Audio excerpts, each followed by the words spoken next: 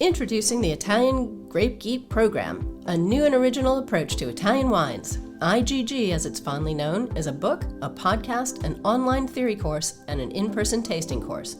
Our pocket-sized book briefly introduces 80 grapes with benchmark producers, helping you find and taste these great wines on your own. Space to make your own notes makes the book a personal record of your Italian wine journey. No time to read? We've read the whole book out loud with added insights from Italian wine ambassadors. Listen for free on Italian Wine Podcast. Obsessed with Italian wine? Take the super accessible online theory course. Get certified as an Italian grape geek. Want more? Our international IGG educators have got your in-person tasting course to cap off your full IGG immersion. Go to mamajumboshrimp.com and sign up today. I do think this is one of the major drivers in acquisition is looking at a portfolio and saying like, hey, I don't have a, let's say, call it $20 to $25 Pinot Noir that I can put out at 100,000 cases per year. I don't have this mid-market, high-volume bottle. Let me fill that space. And I do think that's a strategic path that's worked for a lot of, especially smaller family-owned groups, is looking at not competing with yourself. You know, this is one of the things, and we'll get into this later, this is one of the things that makes bad deals is when you're competing with yourself. But I think, you know, filling a gap in your portfolio is a strong way to think about diversifying your cash flow, diversifying your income stream, expanding your customer base, and making sure that you're touching more lives and getting, you know, more people into your ecosystem. Welcome to Masterclass U.S. Wine Market with me, Barbara Fitzgerald. In this show, we'll break down the complexities of selling wine in the U.S. by discussing the relevant issues of today with experts from around the globe. Each episode serves up 3 key insights to help elevate your winery's presence in the U.S. market. So grab a pen and paper and let's pave the way for your success in the U.S. Hi, everyone, and welcome to Masterclass U.S. Wine Market. Today, I am thrilled to welcome Mike Hansen to the show. Mike is a certified mergers and acquisition specialist through the New York Institute of Finance. He has an MBA from Sonoma State right here in our California wine country. He's also been working on over $250 million worth of transactions in the last few years. And then beyond that, Mike has been in and around the wine industry his whole life. So he grew up in the wine industry. His parents are in the industry. He and his wife own 14 acres of Chardonnay where they take care of all the ranching and farming. And they also have 2 daughters. So definitely a great part here of our local, again, California wine country. So Mike, thank you so much for making the time to be here with me today. You're welcome. Thank you very much for the invite. I am honored to be here and hope to provide some value to your listeners today. Yeah, thank you. And before we dive into that discussion, Mike, can you tell us a little bit more about your background and how you came to work in the wine business? Yeah, sure. So I grew up, like you said, in the wine industry. My dad was a winemaker my entire life up and down the state of California, starting in Napa down to the Central Coast, coming back up to Sonoma County. My mom has been a consulting winemaker, enologist, lab tech for her entire career and is now in consulting and sensory analysis. I've been surrounded by wine for my entire life, and I tried to kind of get away from it. I went down the health route at first, and my undergraduate degree was actually in kinesiology, but it kind of reeled me back in over time. I got into real estate several years ago, and I just started gravitating towards vineyard and winery property, and eventually, you know, gave up on my corporate career to move in this direction permanently. And I've been really enjoying it. It's great to be in a business that I thought I would avoid my entire life, but pulls you back in. I can relate completely. I also grew up in the wine industry and said the same thing to myself. I'm not going to be in the wine industry because I'm not going to do what my family does. And I also went the health route towards nursing school. And then I was like, the pull was just too strong. So how funny. Yeah. Well, I am very excited that you made your way back into wine so that we can have this conversation today. So today, you know, we're going to talk about the fact that we're in this period of consolidation in the global wine industry. The headlines are really focusing on production declines or shifting consumer habits. But beneath all of that, there are investors that are really repositioning portfolios and many still seeking growth, often through acquisitions. So for Italian companies, that creates the opportunity for both. Well, it creates both risk and opportunity, the chance to expand internationally, but also the pressure to compete at a different scale. So with that in mind, today, our 3 key takeaways for this episode and what we're really excited to dive into with you, Mike, are first, understanding what drives valuation in the global wine market. So, in wine, value doesn't only live in volume. We've got brand equity, provenance, portfolio fit. Number 2, what is the M&A opportunity for Italian brands in scaling through these cross-border deals? So, Italian producers don't need to become Treasury or Gallo, but they do need to think about structuring growth in those ways. And then third, building long-term value after the acquisition. So what are some maybe lessons from both successful and failed deals that you could provide us with? So let's dive right in. Let's talk about this first one, the global wine market valuation. So how are wine company valuation deals typically structured today? Like what multiples are buyers using? Yeah, multiples tend to always be in retrospect, is the first thing that I'll say. I mean, you look at some of the larger deals that have gotten done, and you can reverse engineer a number, whether it be 3 times or 4 times revenue or 6 to 10 times EBITDA. There are numbers that you can pull out of there, and those are kind of the ranges for the top end of the market. You look back at some of the larger transactions, the Sonoma-Cutrer deal or the Duckhorn sale to Butterfly or even the Dow transaction. And, these are large market cap companies that are selling. And, you see that 3, maybe 4 times revenue or 6 to 10 times EBITDA out there as numbers. But really, those are kind of always reverse engineered. When actually looking at an acquisition, the diligence is going to be a lot more in projections and pro forma and structuring revenues and cost synergies and making realistic models how the business is going to run on a go-forward basis. And so,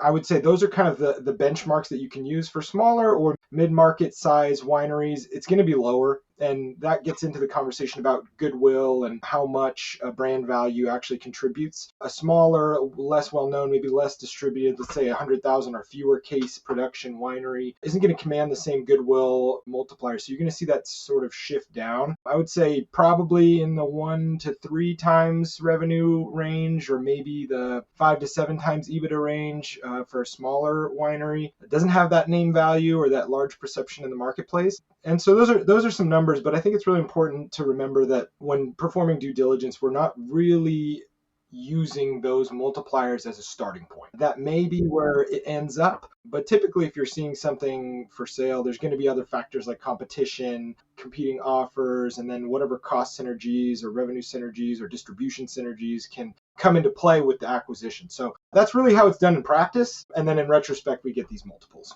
Yeah. Okay. So it's not so much necessarily about the brand heritage, but what about things like appellation, or if they have, specific certifications, certified organic, regenerative organic, biodynamic, do these materially impact the valuation multiples? Well, you're starting to get into a conversation about the business versus the assets. When you're thinking about certifications, and we'll start with the ESG stuff. When you're thinking about, regenerative or organic certifications, those typically fall under a category of a real asset, right? So you're looking at vineyards, you're looking at the farming practices, and you're making a distinction there that doesn't necessarily translate into the bottom line cash flow or health of business. So if you're going to buy, let's say you're going to buy an estate winery that has a vineyard component to it, that may take the valuation of the vineyard up a little bit.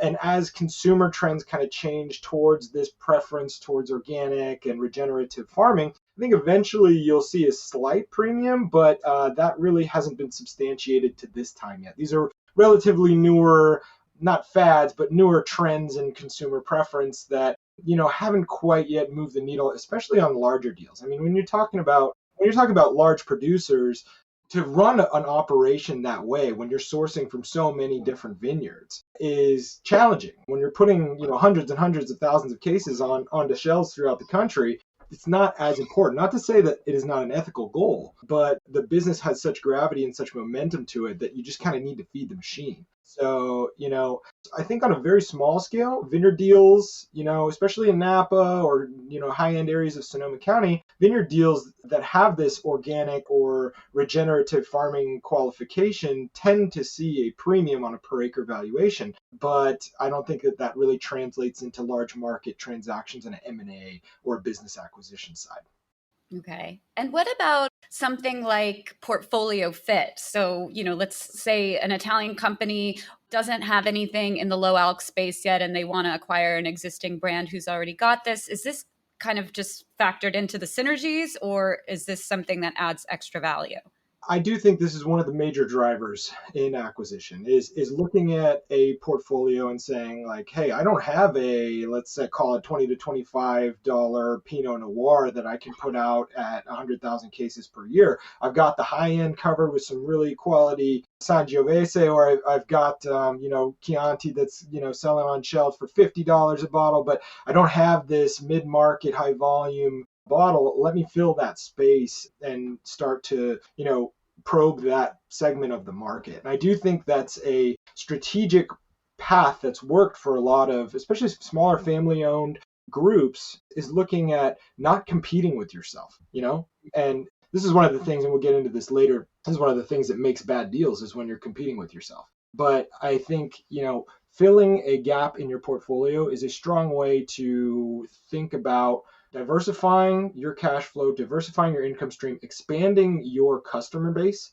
and making sure that you're touching more lives and getting, more people into your ecosystem. So I feel that that's a strong way to look at it. And it also acknowledges your shortcomings as a business. You're saying, hey, I don't have this. Not, I want to do more of what's working, but I want to probe something that is perhaps innovative and can help protect me against risk if my category that I'm strong in takes a hit for whatever reason.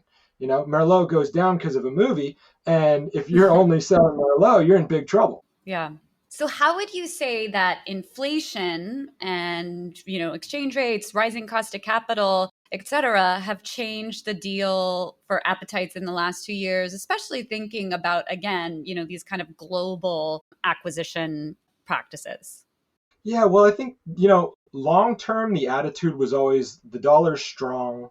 Moving from the euro over to the dollar provides you an opportunity to take advantage of an exchange rate and possibly trade or do commerce in a place where pricing is stronger. So a typical Italian wine that sells to 8 to 10 euro, you come over the water, you're selling for 25 to 30 a bottle. You're making margin plus versus selling domestically in Europe. But what's happened now is we've seen the dollar weaken, so you can't really take advantage of that exchange rate. And then with the international tensions represented through the tariff conflicts have now, created a uncertainty in the marketplace. And that uncertainty, is both domestic and international. I think the last 2 years, and several colleagues that I've conversed with feel the same, this has been the slowest last 2 years on the M&A and land acquisition side that any of us have seen. And it comes alongside a narrative, and it's really hard to parse this out. This is one of the things that I am often wondering is, how much of this is narrative, how much of this is speed of information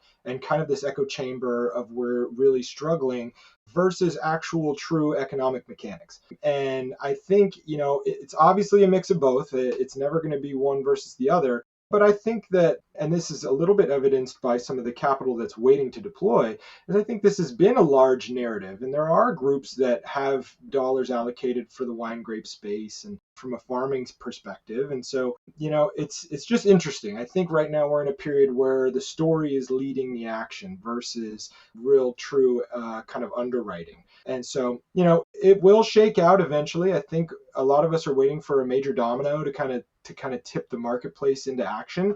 But yeah, that's kind of my perspective there. I think it's kind of the same answer to what's happening in the wine industry overall right now. Everyone is asking if the challenges that we're facing, are these structural or are these cyclical? And it's like, maybe a little bit of both. Yeah, I certainly do think it's both.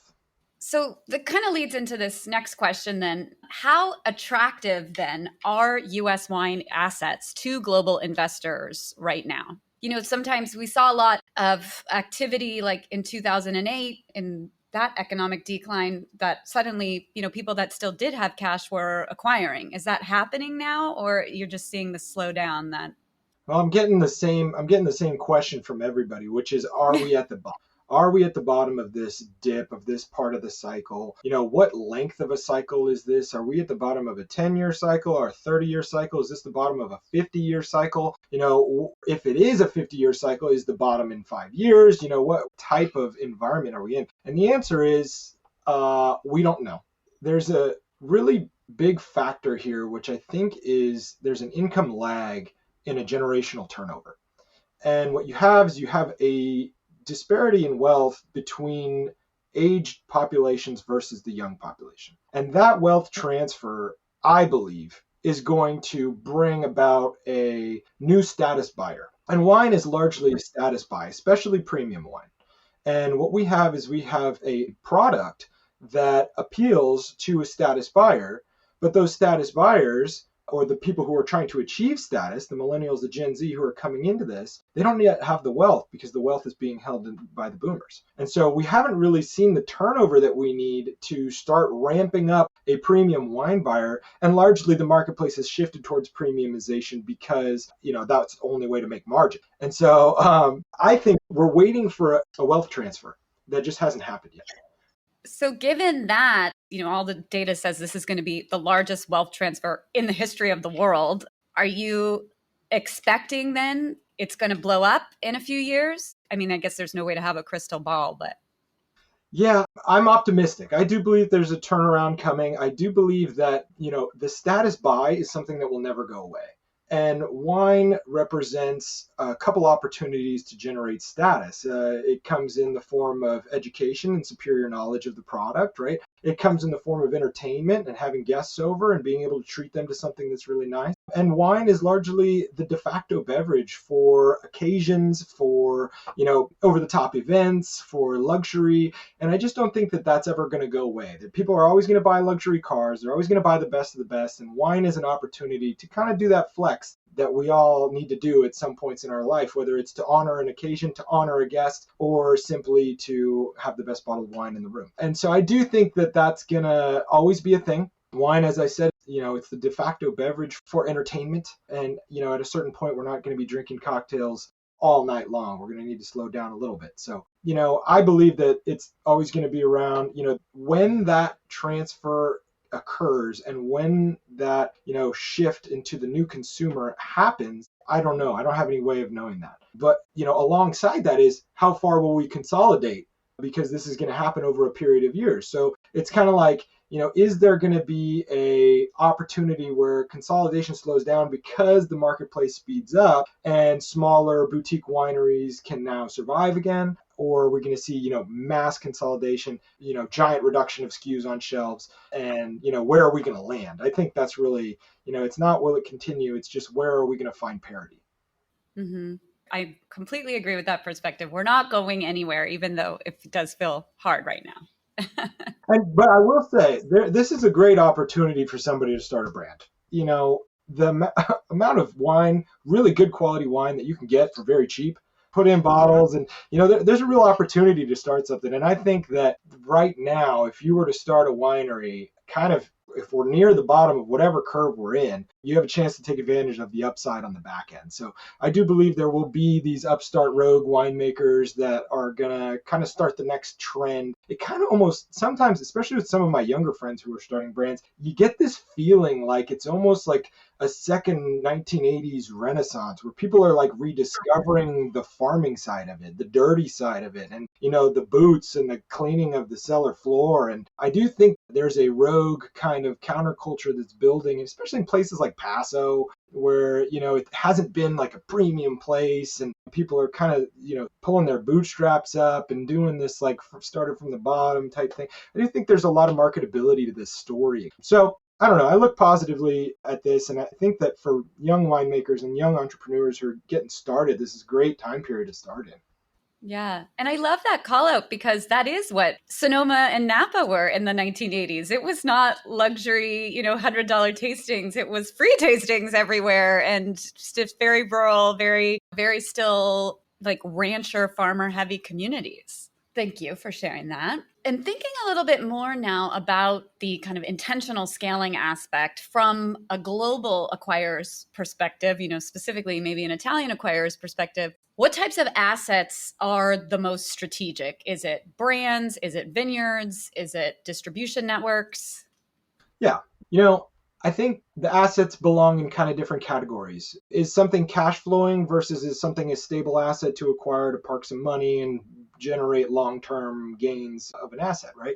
I do think there are certain places where you're not really going to see massive decline in property value. Napa Valley being probably the most prime example. And so, if you're looking to park money and begin a very long-term kind of process, and Antinori is such a good example, owning so much property in Atlas Peak and Stag's Leap and just really moving over here and acquiring really quality assets that are not going to depreciate in value. That's a great way to insulate yourself if you already have the cash flow. If you're looking to acquire cash flow, and to acquire incremental income, then you're definitely headed towards brand and business. And specifically, I would say you're going to want something with great distribution networks where you have, really good sourcing from quality places that, quality AVAs that are not going to deteriorate in consumer perception anytime soon, such as, Sonoma, Russian River, anywhere Napa Valley outside of, Pope Valley or somewhere like that. And just stuff with really great distribution relationships so that when you come in, you're de-risking that acquisition. But I would say that's probably the best place to start. Look, if you're looking for, incremental business income and you're trying to increase the size of a wine portfolio, that's where I would be looking. I think land ownership, it's a way that many owners have kind of levered themselves into success. But what you can end up with is you can end up with a high risk period of time. You're playing a game where, you buy a property, you use it to secure financing, and then if property values decline or if consumer preference changes and you can't sell through, now you're carrying that bag. We've seen a couple of players kind of go under or have to declare bankruptcy because of similar problems. So, just bolstering your balance sheet for the sake of bolstering your balance sheet might not always work out for you.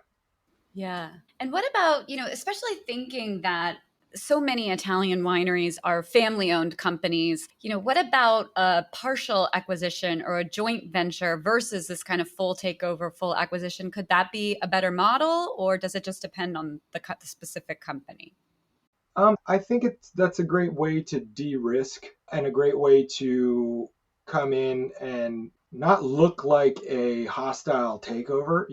In the United States, we sometimes struggle with this thought that if a foreign purchaser comes in and acquires something, that they're taking something of ours, right? So a JV or, partial ownership would allow a purchaser to come in and partner with an American company rather than, just taking over and trying to flip the switch. And I personally think that's a de-risked way, a de-risked strategy, because you're, coming in with a partner that knows the business, that has the relationships, versus coming in and taking over and trying to start up. Now, that said, if you already own one or two wineries in the US and this is adding to the portfolio, you already got your ship rolling, that might not be a problem. But I think if this is the first acquisition, or if you're starting to explore branching into the US market, I think it's a great strategy to kind of de-risk and also learn as you come in. And there's regulation, right? So being able to sidestep a little bit of the regulation by having something in place and having a relationship in place, you're not going to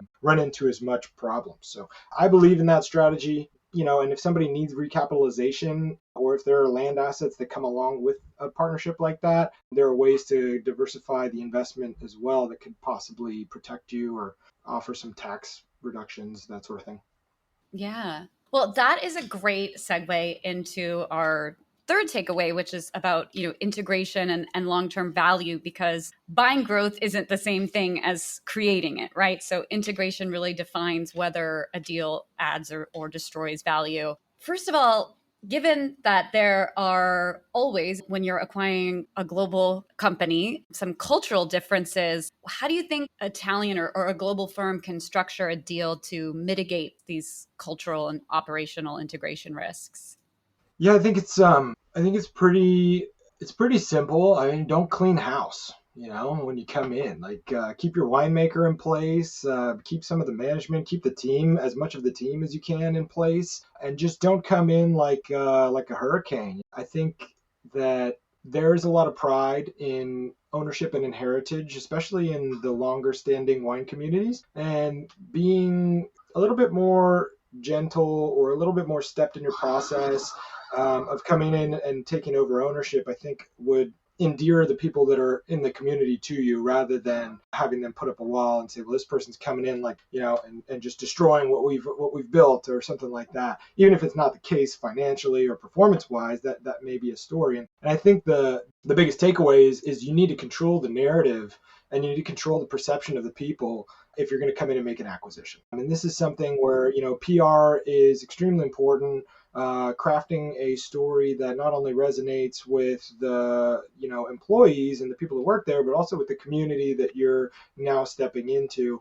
And I think one of the major things is investment. There was a recent acquisition in Sonoma County where Martin Ray Vineyards bought Fapiano. Fapiano is a family-owned, long heritage in Sonoma County. They do, Old Vine Zin and that sort of thing. And when they were acquired, Martin Ray put in a significant investment to redo the tasting room and kind of bolster their offerings and kind of revamp this heritage brand that a lot of people knew, a lot of people liked. It may have been getting a little slower in terms of its legs, but they came in and they did a great job updating the tasting room, and it's respect.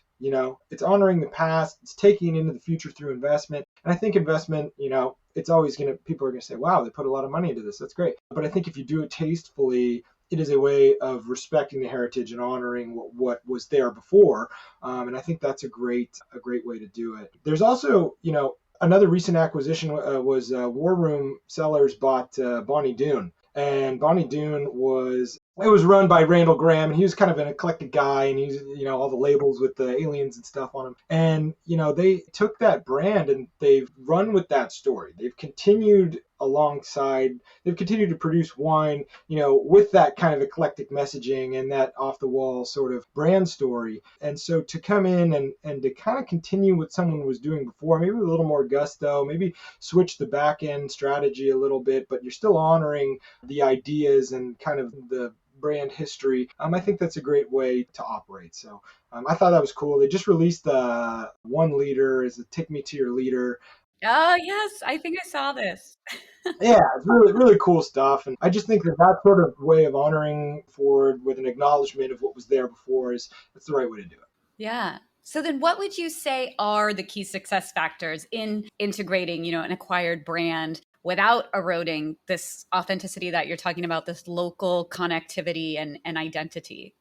Yeah, it goes along with understanding what the original value proposition of that company was and figuring out if there's a way to optimize it either on the production side or in the programming side. And I think a lot of wineries, if they are local in presence or have something like that, then the programming aspect needs to be coherent to what was there before. And if you're going to change it, that's fine, but it just shouldn't be a radical shift. It should be something that's kind of tolerable in terms of change to the community that's there. And if you're on the shelves, and if you're talking about a distributed label, then radical shifts to the on-shelf branding should probably be avoided as well. If you have an active customer base that's used to seeing a certain label, to go and change the label immediately, change the script and the font and all that sort of stuff, it might not be a great idea. So I think those are just a few things that I wouldn't do.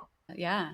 Okay, well, maybe this is because I grew up in San Francisco next door to Silicon Valley, but I love to talk about what didn't work, the failures. So can you think of a case, where a deal looked really good on paper, but did fail in practice? And you don't have to mention any names, but kind of, what can we learn from that? Yeah, it's good, and I don't want to make any enemies here. There are several deals and there are several strategies that haven't panned out. And I think what I'd like to kind of talk about is strategy that backfired.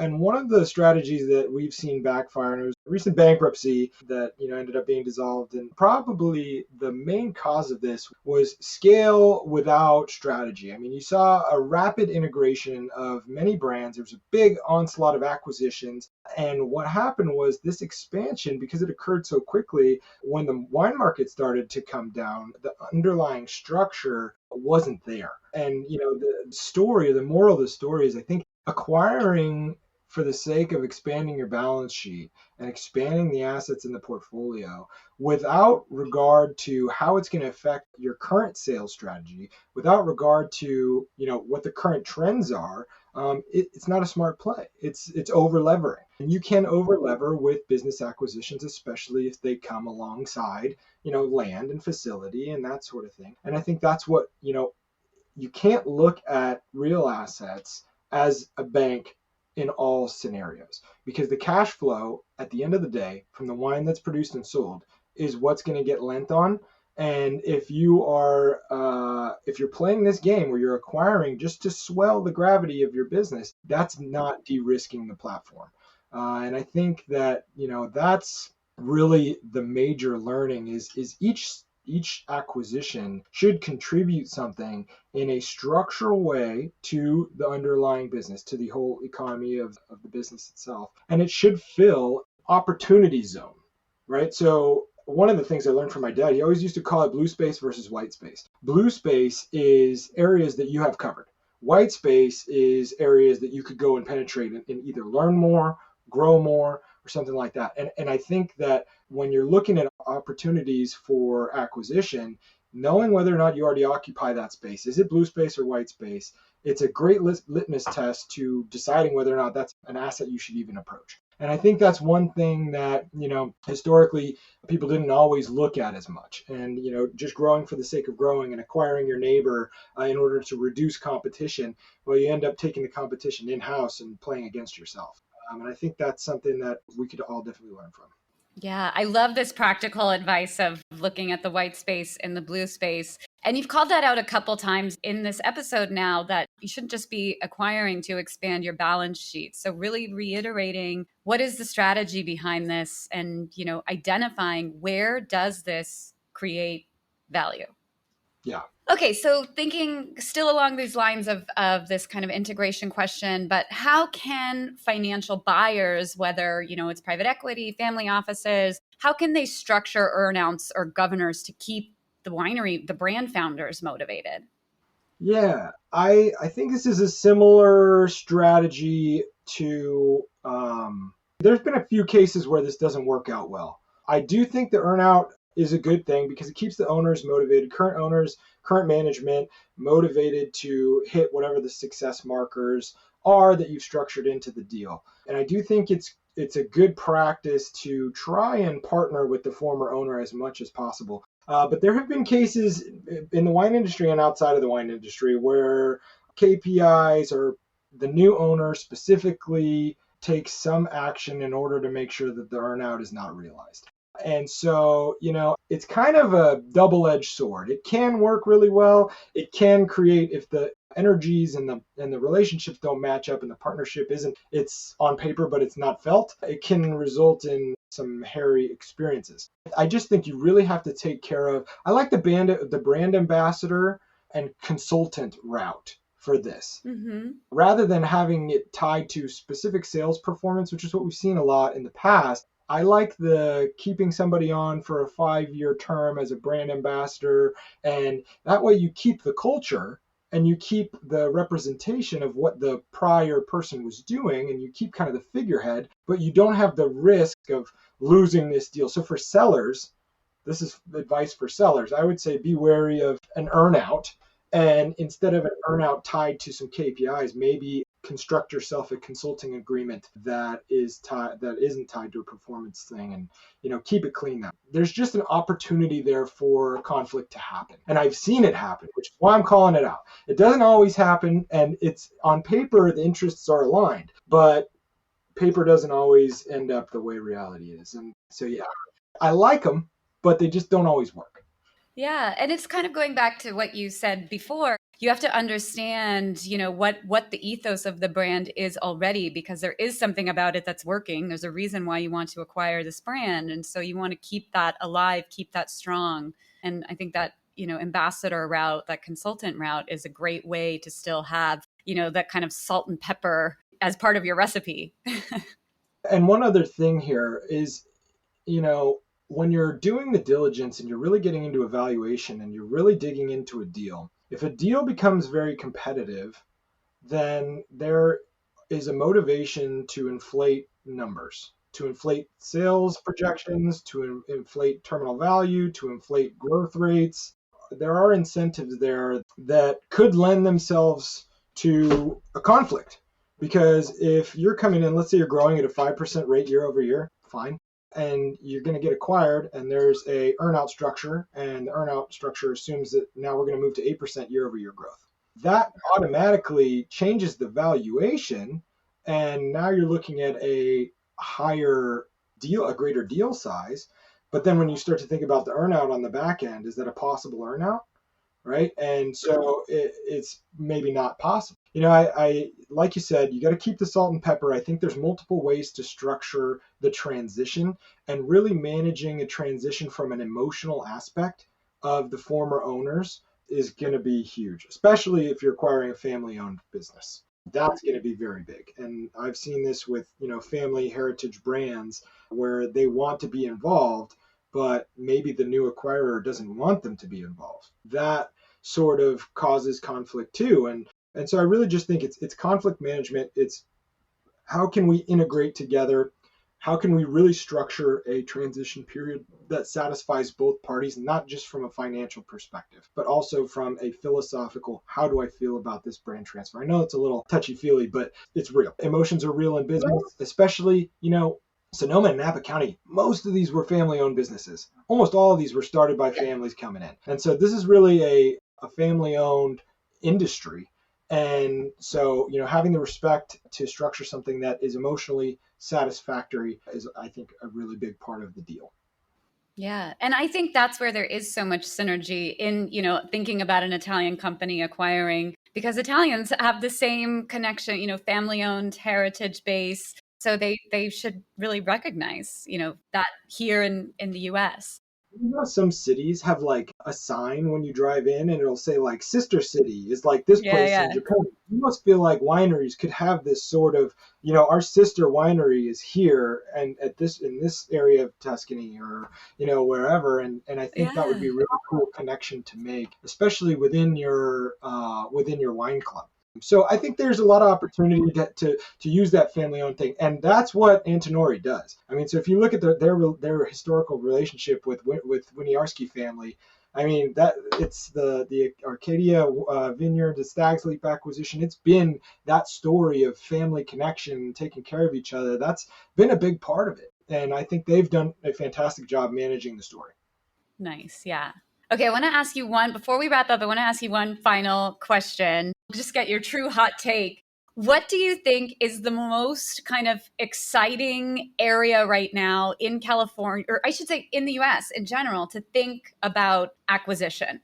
What is maybe not like on everyone's radar yet, but you see a lot of potential in it for growth? Yeah, anything. Pricing is incredibly depressed. Right now is a time period. And so like my immediate thought is where's the highest return on investment from a dollar placement standpoint? It's Napa Valley.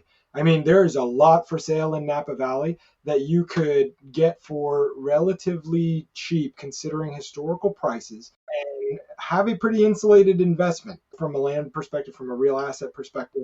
That's kind of my first answer. My second answer, and this is more the winemaking nerd side of life, is in the coast. I mean, you've seen this march kind of big cab producers and big Chardonnay producers in Napa Valley go out and acquire these small, really rugged coastal pieces. I mean, the wine of the year this year from James Suckling is Rain Winery, Carlo Mondavi, and that piece is, way out there. And I think there's this kind of renaissance of Burgundian style winemaking is really acid driven and low sugar ripening scenarios that people are, that's the interesting part of wine right now. So I think to continue that trend is really cool. And I think there's a lot of opportunity to create value in vineyards and winemaking out towards the coast. So that's my nerdy answer. I love it. Completely agree. I'm here for higher acid, brighter, lower alcohol. I always joke that I want my white wine to strip my teeth. All right. Well, Mike, you have given us so much really valuable insight. Thank you so much. We do like to wrap up our show here, Masterclass US Wine Market, with a rapid fire quiz where we ask our guests 3 questions to really help the listeners better understand the US wine market. So if you could just answer in a couple sentences, if you can. I'll do my best. Thank you. Okay, first, what is your number 1 tip for mastering M&A in the wine business? My number 1 tip would be to begin to underwrite possible acquisition scenarios and create pro formas. Okay, that's a very geeky answer. So I hope your accounting team, your analyst team is listening. Number 2, what is something you would have told your younger professional self about working in the U.S. wine industry? It is not as snooty and highbrow as you think. And there are a lot of really, no pun intended, down-to-earth farmers and people that are kind of the salt of the earth in this industry. And it's not all hoity-toity and snobbery. I love that. I lived in Healdsburg for many years, and I love to say, like, the shoe of the town is the Blundstone. Like, nobody wears nice shoes here. It's all Blundstones. They're all farmers. Okay, number 3, this is a very practical question, especially for our global listeners, but we move around a lot in the wine industry. So do you have a favorite, like, very practical travel hack you can share? Ship your golf clubs ahead of time. Let's see. I don't travel too much because I got the young kids. Get a stroller that fits in the overhead compartment. Yeah, I think... I also personally, I love audiobooks. I listen to audiobooks on airplanes. That's also plan ahead of a winery route. If you're traveling to visit wineries, do a little research ahead of time, plan ahead, like take a day and go visit 4 or 5 wineries and get to know the area, get to know the land. And that's always been kind of the way that I've traveled. So, yeah.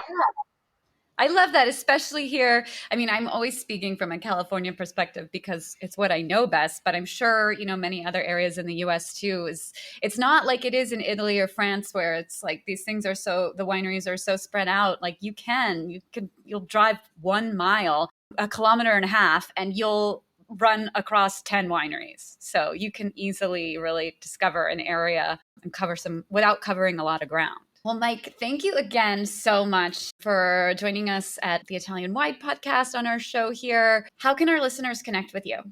Yeah, I think I'm pretty active on LinkedIn, so you can find me on LinkedIn.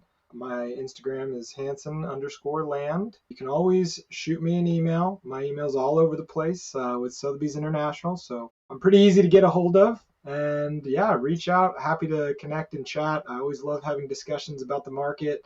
And yeah, pretty easy to do. Awesome. Thank you. Thank you so much. Hopefully we see some more Italians coming into California. I would love to see the synergy realized more. Yeah. Well, thank you again, Mike, and cheers. Chin chin. Chin chin. And that's a wrap for this episode of Masterclass US Wine Market. Thank you so much for joining us. If you enjoyed this episode and want to stay up to date with the latest industry trends, remember to like, follow, and share our podcast. And if you find value in our conversations, please leave us a review to help others discover the show and grow our community. Stay tuned for new episodes every Monday. Until then, brindiamo il vostro successo.